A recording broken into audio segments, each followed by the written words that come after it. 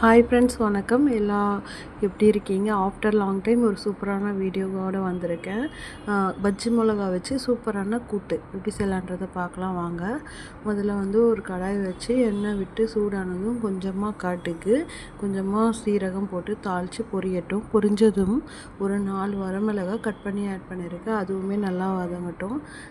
வதங்கினதுக்கப்புறமா colour change ஆனதுக்கப்புறமா கொஞ்சமாக பூண்டு இடித்து வச்சுருக்கேன், அதையும் ஆட் பண்ணிக்கலாம். நல்லா வதக்கட்டும். பூண்டு பச்சை மிளகா வாசனை நல்லா வரும். இப்போ ஒரு பெரிய சைஸ் ஆனியன் கட் பண்ணி வச்சுருக்கேன், அதையும் இது கூட ஆட் பண்ணிக்கிறேன்.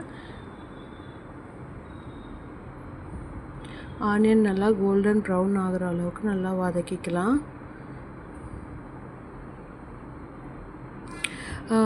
எப்போவுமே நம்ம பஜ்ஜி மிளகா பஜ்ஜி தான் போடுவோம். இந்த முறை டிஃப்ரெண்ட்டாக செஞ்சு சாப்பிட்டு பார்த்திங்கன்னா உங்களுக்கே பிடிக்கும். இனி சீசனுக்கு எல்லாமே நீங்கள் இதை தான் ட்ரை பண்ணுவீங்க. ஆனியன் நல்லா கலர் சேஞ்ச் ஆகிடுச்சு. இப்போது ஒரு தக்காளி கட் பண்ணி வச்சுருக்க குட்டியாக அதையும் ஆட் பண்ணிக்கிறேன். தக்காளி நல்லா குழையட்டும். தக்காளி வதங்கிறதுக்கு கொஞ்சமாக சால்ட் ஆட் பண்ணிக்கிறேன். இதுக்கு முன்னாடியே நான் ஒரு டம்ளர் அளவுக்கு சிறுபயிறு எடுத்து அதை நல்லா வேக வச்சுருக்கேன். இது கூடவே பாருங்கள், இதில் கொஞ்சம் மஞ்சள் தூள் ஆட் பண்ணியிருந்தேன். வேறு எதுவும் காரத்துக்கு ஆட் பண்ணல, மஞ்சள் தூள் மட்டும்தான் ஆட் பண்ணியிருந்தேன். தக்காளி நல்லா இந்த மாதிரி கொலன்னு ஆனதுக்கப்புறமா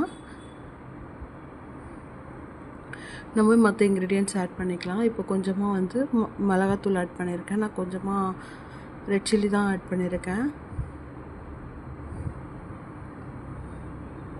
பாருங்கள், இந்த மாதிரி நல்லா எல்லாமே பச்சை வாசனை போனதும் பஜ்ஜி மிளகா நான் இந்த மாதிரி குட்டி குட்டியாக கட் பண்ணியிருக்கேன். அந்த விதையெல்லாம் எடுத்துகிட்டு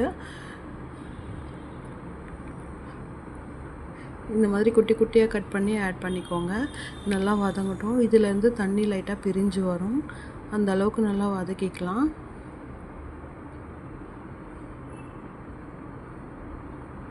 என்னடா பஜ்ஜி மிளகா போட்டு செய்கிறாங்களே, பச்சை அந்த மிளகா வாசனை வருமா, காரமாக இருக்குமா அப்படிலாம் நினைக்க வேண்டாம். இது நல்ல டேஸ்ட்டாக இருக்கும். அந்த மிளகா வாசனையும் வராது, காரமாகவும் இருக்காது. ஏன்னா நம்ம விதையெல்லாம் எடுத்துடுறோம். பாருங்கள், இந்த அளவுக்கு பஜ்ஜி மிளகா நல்லா வதங்கட்டும்.